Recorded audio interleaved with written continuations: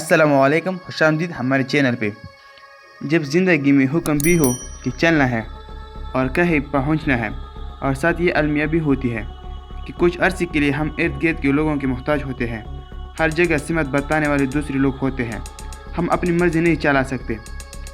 ان سمت بتانے والے لوگوں میں ہمارے والدین، ہمارے عزیز رشتہ دار ہوتے ہیں۔ شروع میں ہمارے والدین اسکول میں داخل کروائیں گے، جن کے بارے میں ان کا خیال ہوتا ہے کہ اس کا معیار اچھا ہے۔ ہم کپڑے بھی اپنی مرضی کے نہیں پہنتے، ہمیں ایک عرصے تک لباس دوسرے لوگوں سے ملتا ہے۔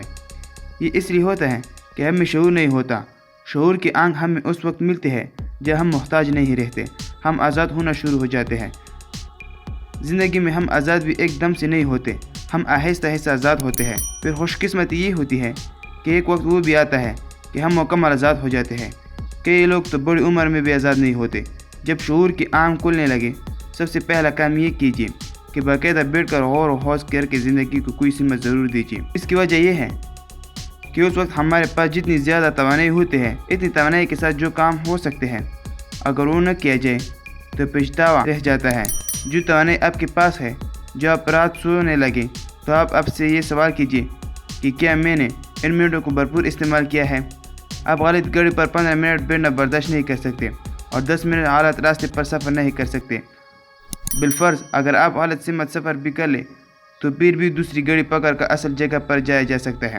اگر زندگی کے سفر میں کہیں غلط پہنچ گئے تو کیا وقت واپس آ جائے گا؟ کہ یہ ممکن ہے کہ کوئی بٹن دبا دیا جائے اور وقت واپس آ جائے؟ یہ ممکن ہی نہیں ہے۔ آپ کی عمر چاہے جتنی زیادہ کیوں نہ ہو، مگر جب سمت ٹھیک ہو جاتی ہے تو پھر کیا بات ہے۔ شیخ سعد رحمہ اللہ سے کسی نے پوچھا، آپ کی عمر کتنی ہے؟ آپ رحمہ اللہ نے فرمایا 4 سال۔ اس نے کہا کہ اپنے کی تو بال سفید ہو گئے۔ فرمانے لگے کہ مجھے شعور 4 سال پہلے ملا ہے۔